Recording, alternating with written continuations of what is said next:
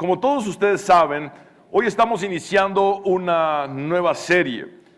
Y esta serie es titulada El Supremo Llamamiento. Es una frase escrita por el apóstol Pablo.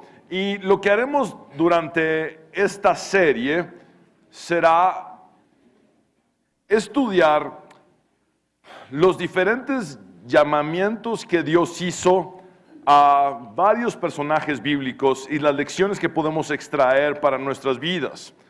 Hoy analizaremos el llamamiento de Abraham. Por favor, repitan conmigo en voz alta este título, el llamamiento de Abraham. Y quiero ubicarlos en el contexto. Hoy vamos a ir al capítulo 12 de Génesis, pero quiero hablarles antes de lo que sucede en los capítulos 1 al 11 de dicho libro. Los grandes acontecimientos que encontramos son la creación del hombre, el diluvio y el nuevo comienzo que Dios hace después del diluvio. Ahora, esta nueva oportunidad que Dios hace o que Dios brinda,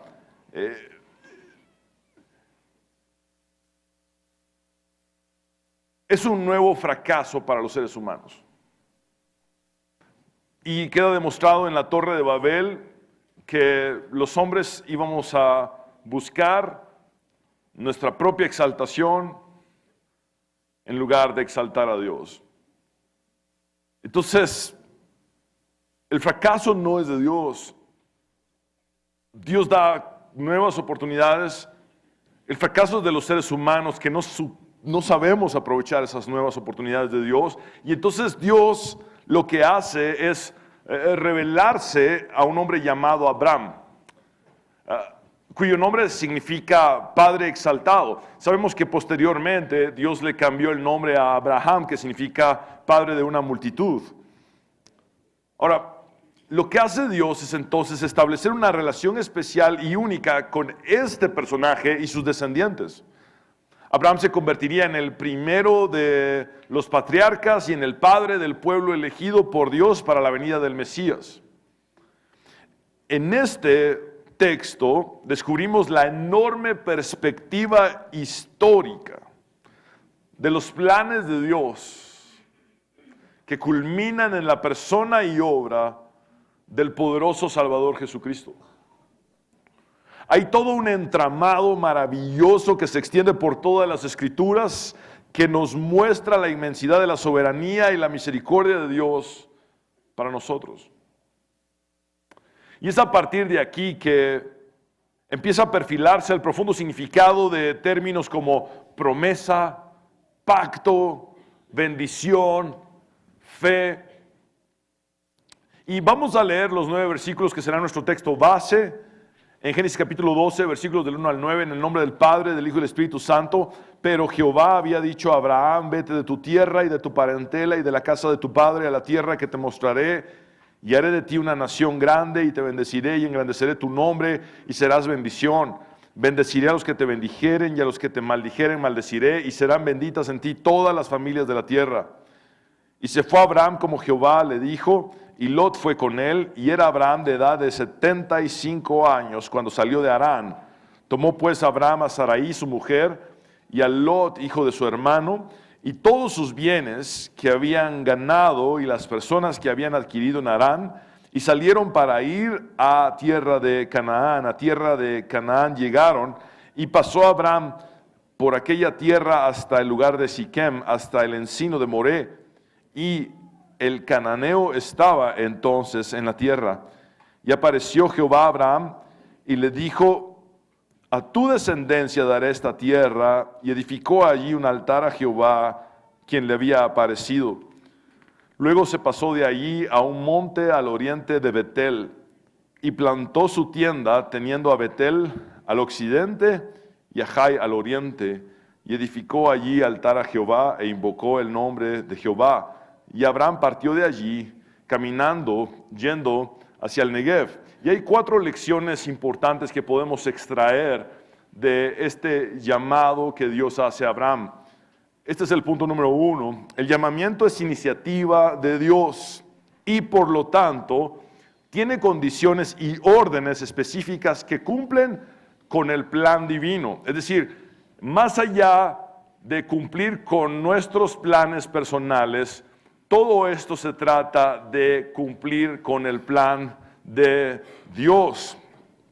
Ahora, Génesis 12:1, quisiera que lo releyéramos, y dice así: pero Jehová había dicho a Abraham. ¿Podemos leer esa frase en voz alta una vez más? Pero Jehová había dicho a Abraham. Muy bien, esta frase marca uno de los puntos más significativos del relato bíblico. Así como la creación comienza con las palabras de Dios, cuando Él dice, sea la luz, y fue la luz, esta historia de redención que traería una nueva creación en Jesucristo 2000 años más tarde, inicia también con las palabras de Dios. Y Dios había dicho a Abraham. Ahora, noten, mis hermanos, que la genealogía bíblica nos da esta información. Abraham es la 10ª generación desde Sem. Sem era hijo de Noé. Es decir, habían pasado 10 generaciones desde que Dios había hablado directamente a un ser humano, según el relato bíblico.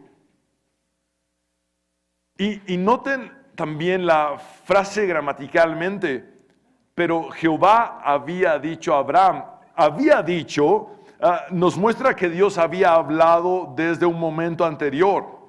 Esto parece implicar que el llamado de Abraham fue un proceso que fue dándose gradualmente. Y quiero explicarme con esto. Abraham había pasado sus primeros años en un lugar llamado Ur, y una larga temporada se estableció junto a su padre también en un lugar llamado Harán. Es decir, en el área de Mesopotamia estuvo primeramente al sur y luego al norte.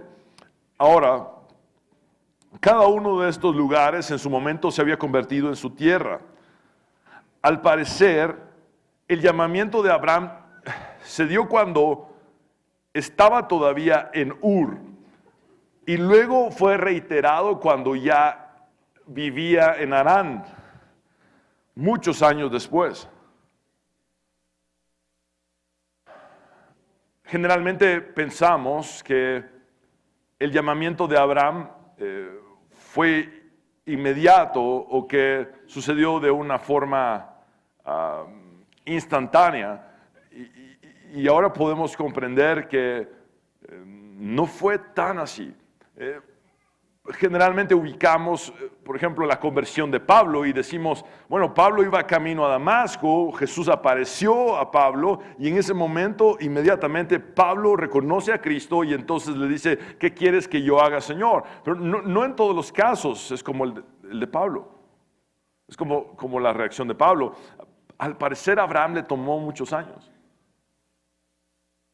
Abraham era un hombre que venía de un trasfondo totalmente pagano. Su origen era politeísta y en su contexto la adoración se rendía principalmente a la luna en Mesopotamia. Fue en algún momento de su vida que el verdadero Dios se reveló a él estando en Ur. Y esta había sido la instrucción de Dios. En el versículo 2, vete de tu tierra y de tu parentela y de la casa de tu padre a la tierra que te mostraré. Y dicha tierra sería Canaán, ahora nosotros lo sabemos, pero en aquel momento Dios no le dio el nombre ni la descripción de la tierra a Abraham. Ahora, 3 capítulos más adelante, cuando Abraham ya estaba en la tierra de Canaán, Dios le prometió un hijo y le recordó lo siguiente en Génesis 15:7, y le dijo, yo soy Jehová que te saqué de Ur de los Caldeos para darte a heredar esta tierra. Por favor, repitan conmigo, Ur. Ahora, vamos al Nuevo Testamento, al discurso de Esteban ante el consejo, y dice así en Hechos 7:2, y él, es decir, Esteban, dijo, varones, hermanos y padres, oíd. El Dios de la gloria apareció a nuestro padre Abraham, estando en Mesopotamia, antes que morase en Harán. Por favor, repitan conmigo, Harán.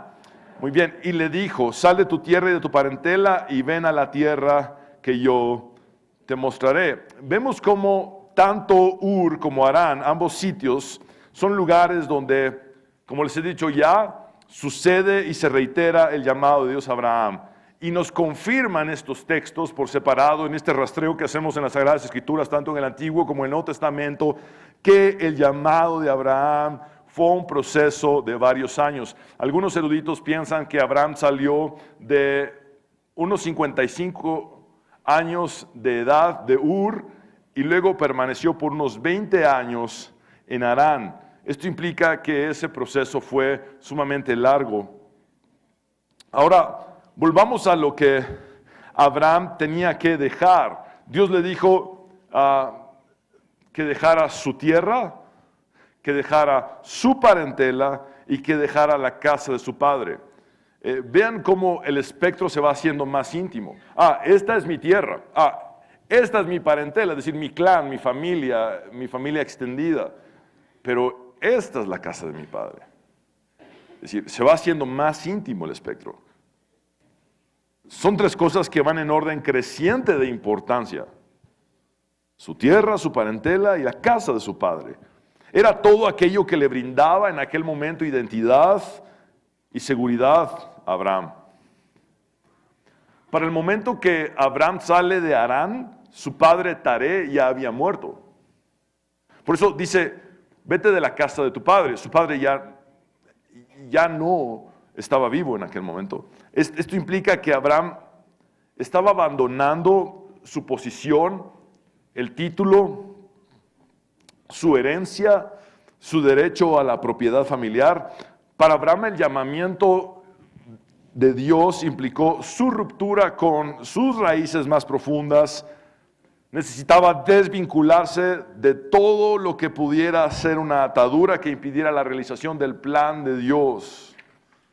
Matthew Henry lo dice de esta manera, y lo cito textualmente: este llamamiento estaba destinado a probar la fe y obediencia de Abraham, así como a separarle y ponerle aparte para Dios y para servicios especiales. Las palabras de Dios demandaban que Abraham lo dejara todo y dependiera exclusivamente del Señor. Esta es la segunda lección que obtenemos. El llamamiento tiene promesas maravillosas e inimaginables, cuyo cumplimiento siempre será para la gloria de Dios. Y quiero explicarme con esto. Abraham vivió la alegría de ver un milagro cuando nace Isaac, por ejemplo. Y este hijo de la promesa trae a Abraham una satisfacción enorme, una llenura, una plenitud. Abraham vio a Dios cumplir lo que le había dicho y obviamente esto le trajo realización. Pero todo suceso en su vida fue para la gloria de Dios. Toda bendición recibida fue para la gloria de Dios.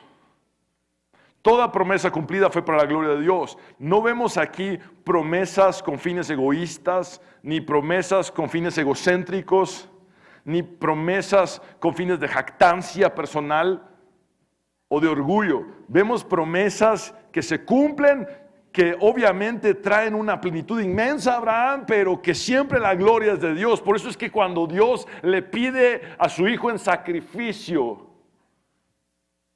Abraham inmediatamente responde a Dios: aquí está mi hijo. Y aunque Dios detiene el sacrificio, Abraham estaba dispuesto a sacrificar a su hijo. ¿Por qué? Porque la gloria siempre fue de Dios, siempre es de Dios y siempre será de Dios.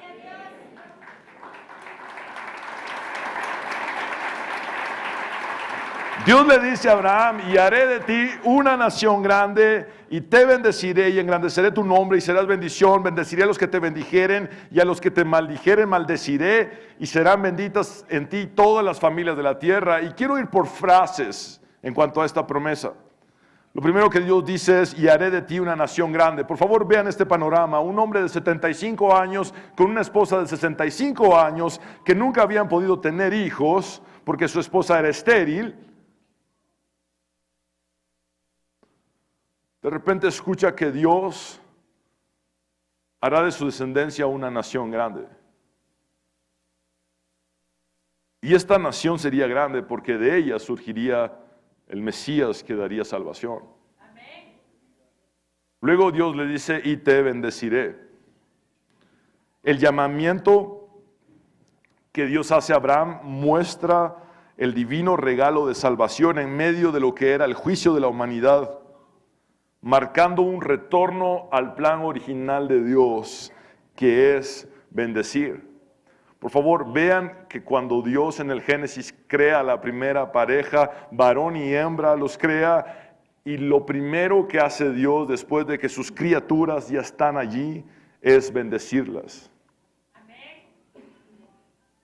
El texto de Génesis dice, y creó Dios al hombre a su imagen, a imagen de Dios lo creó, varón y hembra los creó y los bendijo Dios. Es decir, inmediatamente la primera acción de Dios después de crearnos es bendecirnos. Cuando Dios hace un nuevo comienzo en el Génesis, después del diluvio, lo que hace es bendecir a Noé y a su familia.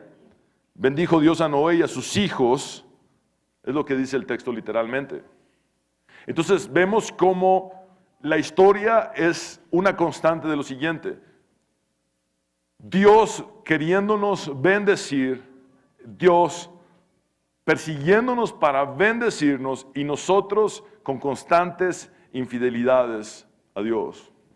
Por eso Pablo dice que aunque nosotros seamos infieles, Él permanece fiel. Pero si tenemos que resumir la historia humana es Dios insistentemente buscando bendecirnos y nosotros como seres humanos constantemente siendo infieles y desobedientes a Dios. David dijo, el bien y la misericordia me seguirán todos los días de mi vida. Es decir, la bendición de Dios nos persigue. Aun cuando nosotros estábamos muertos en nuestros delitos y pecados, la más grande bendición de Dios, la cruz del Calvario, donde Jesucristo está clavado, donde lo mejor de Dios se encuentra con lo peor de nosotros, nos muestra que Dios siempre busca bendecirnos. Dios lo está haciendo. Dios está buscando bendecirte. Quizá alguien que me está escuchando piensa, Dios me olvidó, Dios apartó de mí su rostro, Dios ya no me escucha, Dios ya no me responde. Dios sigue buscando bendecirte, sigue persiguiéndote para bendecirte. Ese es el resumen de la historia bíblica. Ahora, la bendición llegaría a través de Abraham y su simiente. Dios también le dice, y engrandeceré tu nombre. El hecho de que el nombre de una persona fuera recordado en la posteridad era considerado como un motivo de gran honor. El nombre de Abraham es uno de los más importantes en la historia de la humanidad. El cristianismo reconoce a Abraham. El judaísmo reconoce a Abraham, el islam reconoce a Abraham. Millones de personas alrededor del mundo siguen considerando a Abraham como la persona clave en su fe. Y luego le dice, y serás bendición. Literalmente en hebreo dice, sé una bendición, como un imperativo, como una orden, como un mandato. Es decir, Abraham, como yo voy a hacer todo esto contigo, a ti te corresponde en consecuencia ser una bendición. En otras palabras, esto no es para que tú lo acapares, esto es para que tú seas una bendición. Y entonces Dios le da una promesa sumamente interesante. Dice, bendeciré a los que te bendijeren y a los que te maldijeren, maldeciré. Dios le está asegurando a Abraham que sería su providente y protector, no solamente para él, sino para su descendencia. Dios está blindando a Abraham, asegurándole que él personalmente se encargaría de bendecir a aquellos que fueran de bendición para él o su descendencia, y que cualquiera que maldijera a Abraham o a su descendencia era como si maldijera al mismo Dios, y entonces Dios maldeciría al que fuera en contra de Abraham o los suyos.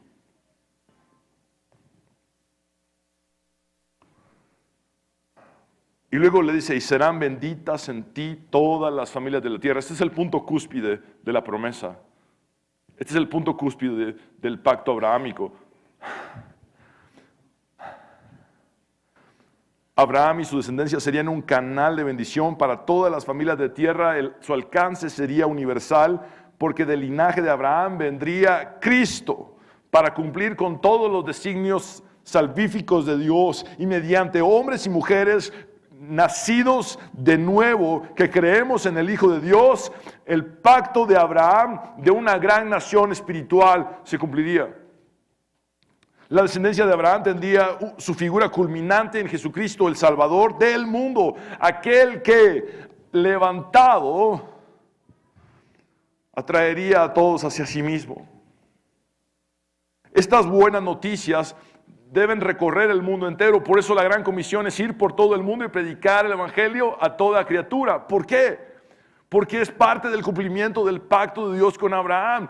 Todo el mundo, todas las familias de la tierra tienen que saber que hay un Salvador que trae esa bendición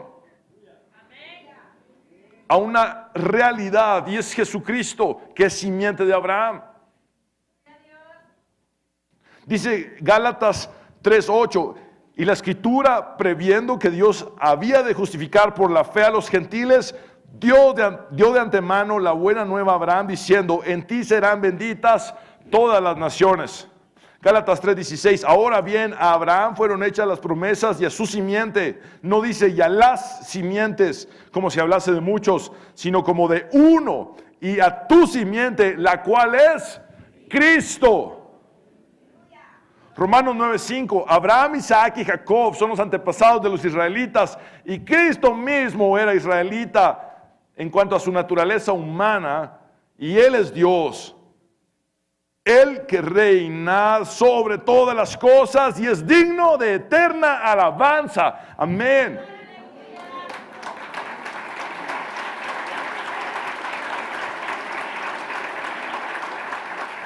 La descendencia de Abraham no es por medio de un vínculo sanguíneo. Cuando judíos prepotentes llegaron a Jesús y le dijeron, nosotros tenemos por padre a Abraham, Jesús les respondió, ustedes tienen por padre al diablo. Porque el vínculo va más allá de un vínculo sanguíneo. El vínculo es por medio de la fe. Y la fe expresamente puesta en el Señor Jesucristo.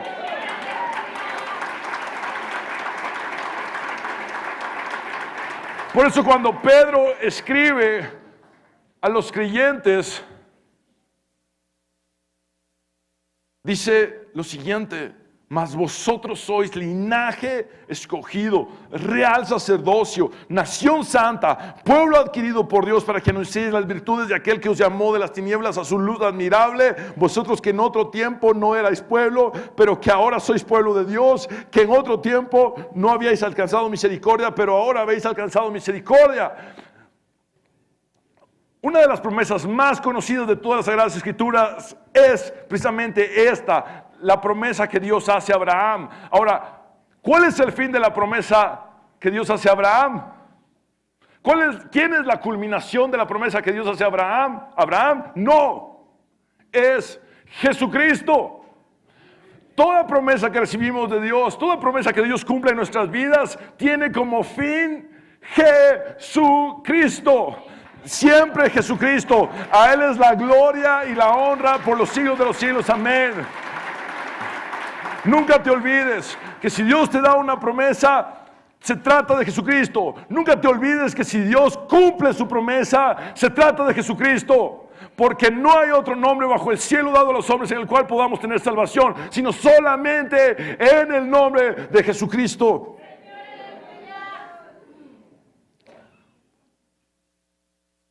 Jesús dijo, la salvación viene de los judíos.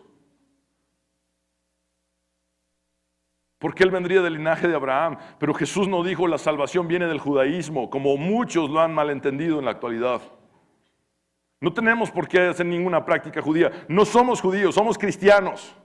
La salvación vino de los judíos, pero no está en el judaísmo. La salvación está en Jesucristo y este crucificado. Punto número 3. El llamamiento requiere de total dependencia de Dios ante lo desconocido y obediencia activa ante lo que Él ya ha mostrado.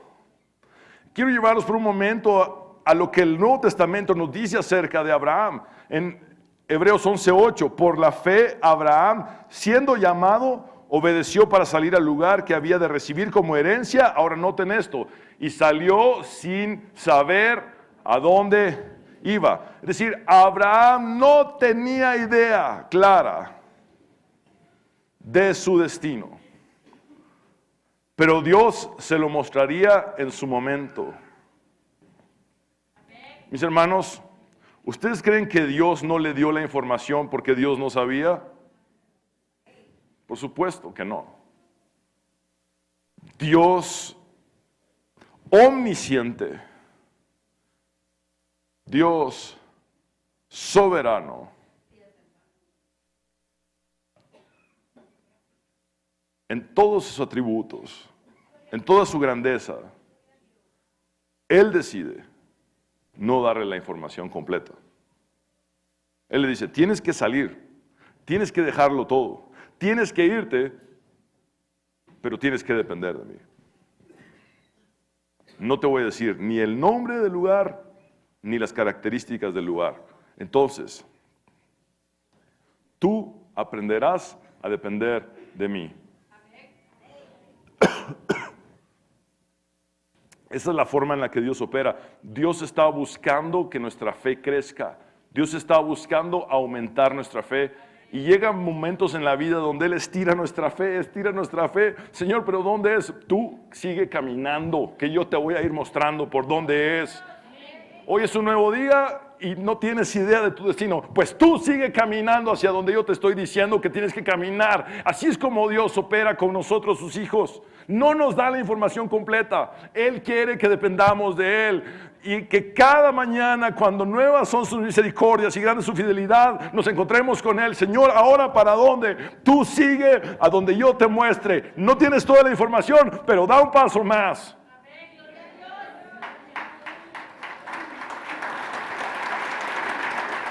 El obispo Riley dice que Abraham tuvo que renunciar a la certeza del pasado, afrontar las incertidumbres del futuro y entonces buscar y seguir la voluntad de Dios. Y esa es la realidad de todos nosotros.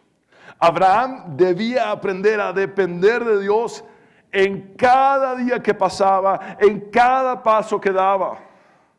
Y tenía una complicación extra. Él era el líder de una inmensa caravana. Él era el líder de un inmenso grupo de personas que estaban bajo su responsabilidad.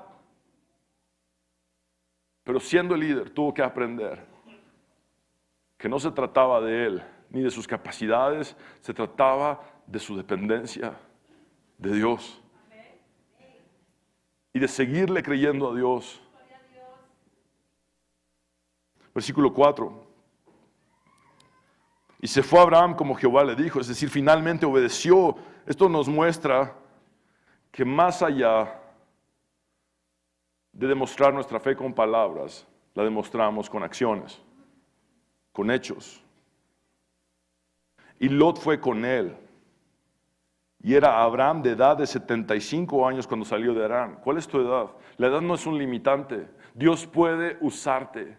Dios puede hacer contigo cosas maravillosas. Si tan solo decides obedecer, si tan solo decides creer y decirle, Dios, quiero ser un instrumento en tus manos, no hay edad que te limite. Dios aún puede usarte para cambiar la eternidad de muchas personas, para salvarlas, para traer a los perdidos a sus pies. Nunca te menosprecies por la edad que tengas, seas demasiado joven o te consideres que estás en una edad muy madura.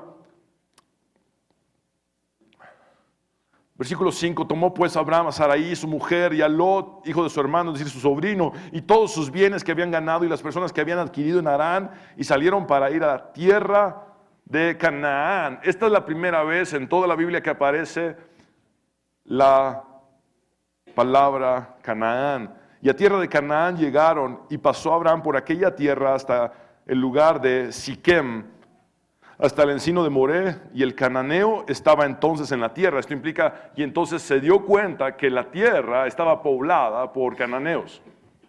Ahora, varios eruditos resaltan que el lugar al que Abraham llega estaba próximo al recinto sagrado en el que los cananeos rendían culto a sus dioses paganos.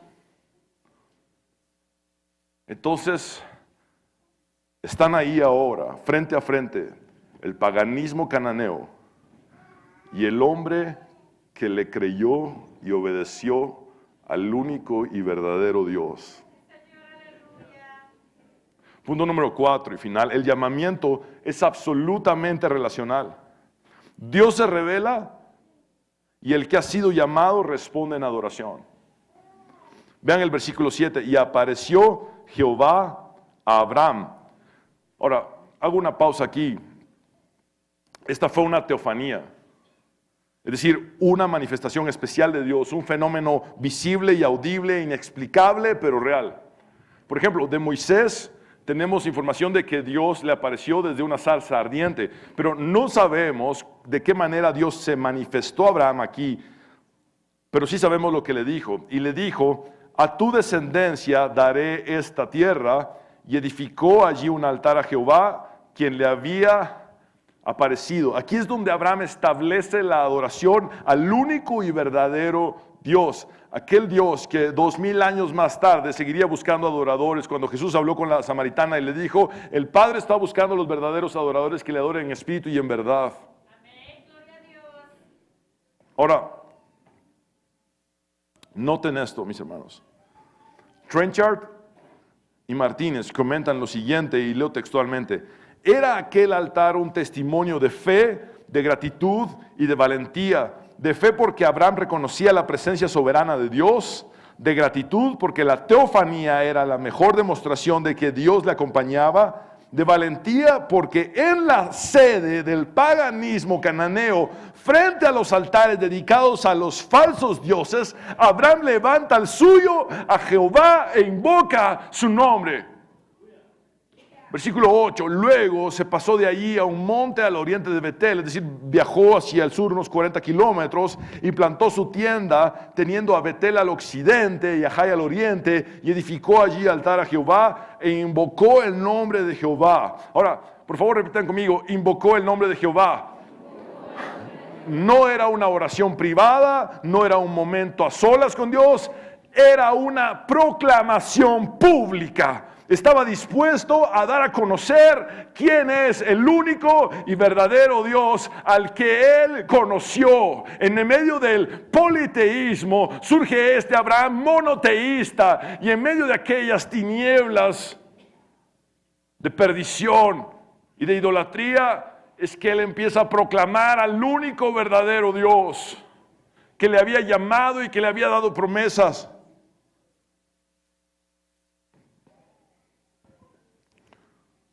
En medio de las falsas religiones empieza a brotar la genuina adoración al único verdadero Dios. Y Abraham partió de allí, caminando y yendo hacia el Negev. Vean en este relato, Abraham, a una distancia de 40 kilómetros, vuelve a hacer un altar a Dios y vuelve a adorar a Dios. Es decir, una y otra vez se encuentra con Dios. Una y otra vez Dios le habla. Una y otra vez entonces él responde en adoración a Dios. Es absolutamente relacional el llamado. Cuando Dios llamó a sus discípulos, el Evangelio nos dice que los llamó principalmente para que estuvieran con él. Jesús ante Marta y María dijo, María ha escogido la mejor parte porque estaba a sus pies. más allá de servirle, estaba con Él. A veces podemos hacer muchas cosas para Dios sin estar con Dios. Y eso me pasó en algún momento de mi vida. Dios habló a mi corazón y me dijo: Fernando, estás haciendo muchas cosas para mí, pero no estás conmigo. Quiero que estés más conmigo y que hagas menos cosas para mí si es necesario, pero que estés conmigo. Y yo entendí su mensaje. Entendí su mensaje porque el llamado de Dios tiene que ver con una relación profunda con Él. Más allá de cosas que hacemos, es estar con Él. Es conocerle a Él.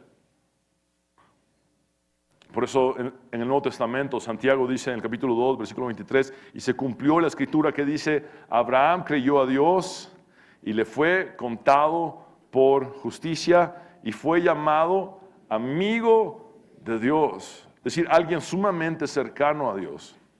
Jesús también dijo en Juan 15:15 a sus discípulos: ya no os llamaré siervos, porque el siervo no sabe lo que hace su Señor, pero os he llamado amigos, porque todas las cosas que oí de mi Padre os las he dado a conocer.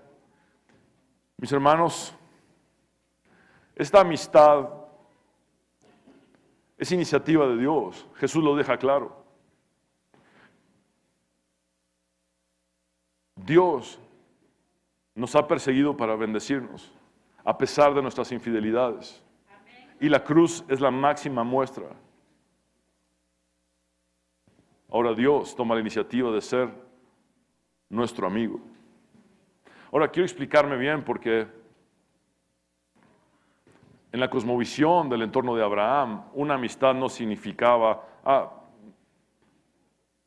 igualarse a Dios. En la cosmovisión de Abraham, una amistad con Dios no significaba el sentirse en un compadrazgo con Dios. No implicaba algo así. Alguien lo dijo de esta manera, y perdón por las palabras que usaré, pero ser amigo de Dios no significa ser cuate de Dios ni ser pana de Dios. Ser amigo de Dios significa cercanía reverente, cercanía en devoción, cercanía en honra, cercanía en respeto a Dios. No es igualarse a Dios, no es creerse Diosito. Es saber que Dios está sobre todo, pero que Dios ha tomado la iniciativa de acercarse y de darme acceso a Él.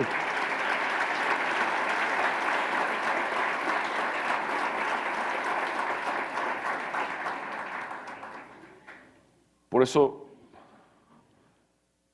de toda esta historia concluimos lo siguiente: el único fundamento seguro para la fe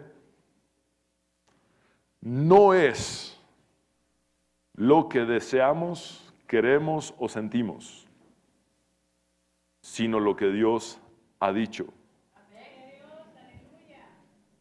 En la actualidad, la fe se ha malinterpretado como el derecho del ser humano para imponerle a Dios sus deseos, sus anhelos y sus sentimientos.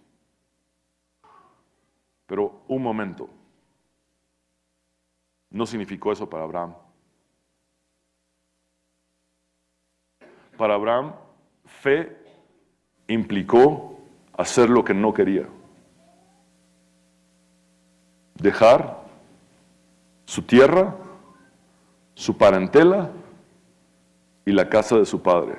Fe para Abraham significó ir en un rumbo desconocido, cambiar todo lo que le era conocido por todo lo que le era desconocido. Eso significó fe para Abraham. Para Abraham, fe significó obedecer más allá de sus emociones,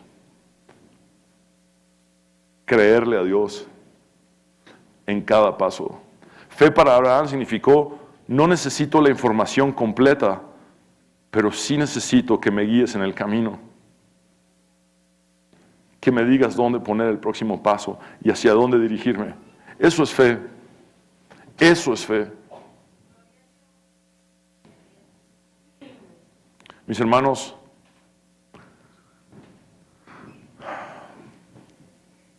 Muchos años más tarde, Josué, a punto de morir, le dijo al pueblo: escojan hoy a quién van a servir. Si a los dioses que sus antepasados sirvieron del otro lado del río. ¿Saben qué implica eso? A los dioses mesopotámicos, de la religión de donde Dios sacó a Abraham. También les dijo: o van a servir a los dioses de los amorreos en cuya tierra actualmente habitan. Pero yo quiero decirles a quién he decidido servir junto con mi familia, es lo que dice Josué. Mi familia y yo serviremos a Jehová. Y ese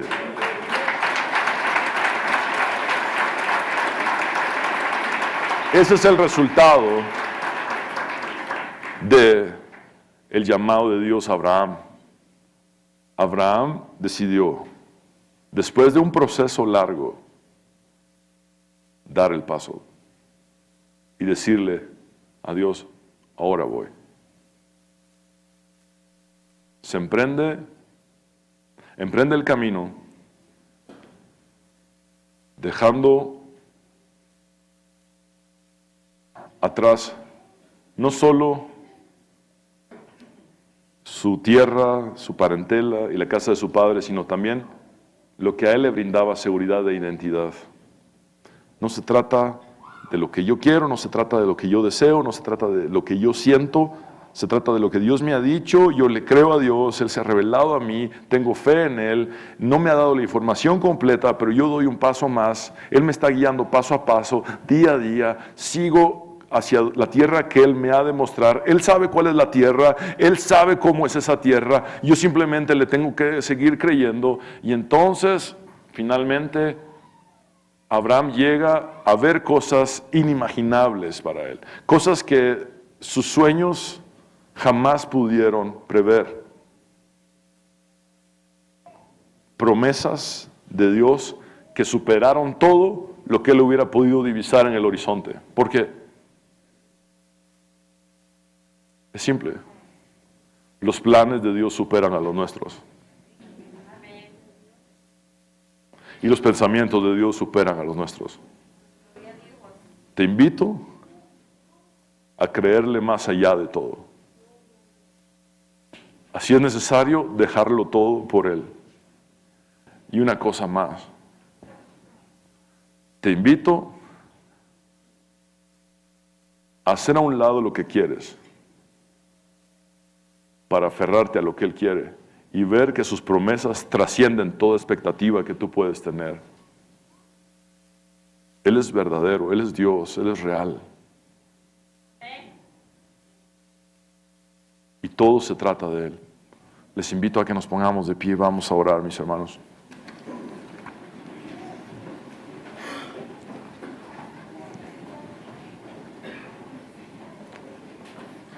Señor, venimos delante de ti, agradecerte porque una y otra vez, Señor, tú has buscado bendecirnos. Una y otra vez, Señor, aún en medio de nuestras infidelidades,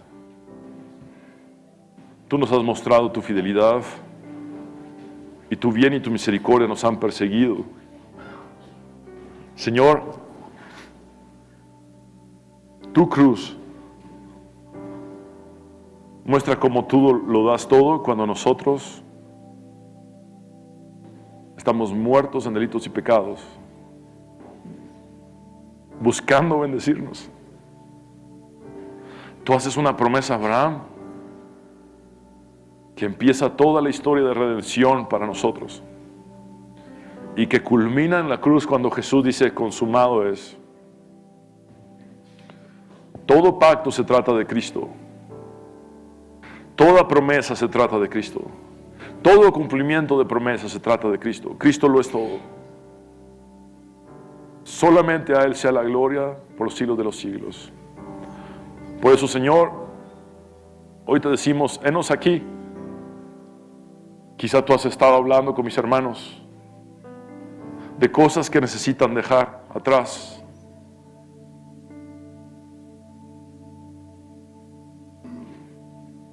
Y les ha tomado tiempo el poder tomar la decisión. Señor, afiánzalos en ti. Señor, quizá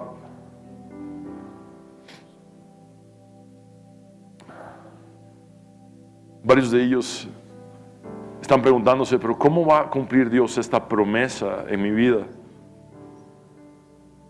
No veo un panorama que facilite el cumplimiento de esa promesa. Abraham tampoco.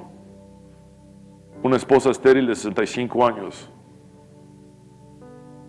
No era un panorama alentador. Pero tú eres Dios. Nada imposible para ti. Tú cumples lo que has dicho. Tu palabra es verdad. Tú eres real, tú eres verdadero, Señor. Señor, que podamos, ante lo desconocido, depender absolutamente de ti. No tenemos el panorama completo, no tenemos la información completa, no tenemos el mapa exacto, pero tenemos a ti que lo sabes todo. Entonces dependemos de ti. ¿A dónde debo ir, Señor? ¿Qué debo decir? ¿Qué debo de hacer? ¿Dónde pongo el próximo paso? ¿Cuál es mi dirección, Señor? ¿De qué forma me vas a usar, Dios? ¿Qué es lo que quieres que yo haga, Dios? Dependo de ti para todo lo que desconozco.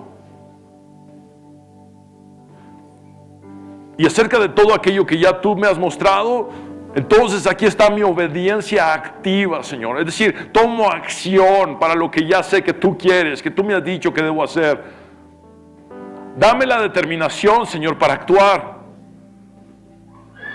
Pero por sobre todas las cosas te pido, Señor, que me permitas tener una amistad contigo. Una relación profunda contigo, Dios. Que pueda yo conocerte como nunca antes lo he hecho. Muchos hablan de ti, y muchos hablan de ti de formas equivocadas y de maneras erróneas. Enseñan a un Jesucristo que no es el Cristo de los evangelios, a un Jesucristo que no es el Cristo que muere en la cruz. Señor, yo te ruego que te reveles a mí como tú eres, por quién tú eres, el verdadero Cristo.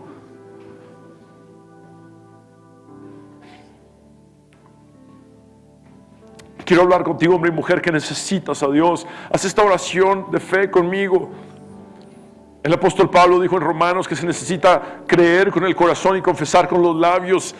Cree con todo tu corazón en Jesús y confiesa con tus labios que es el Señor. Y dile a Él, como nunca antes has hablado con Dios, dile: Señor Jesús, te necesito.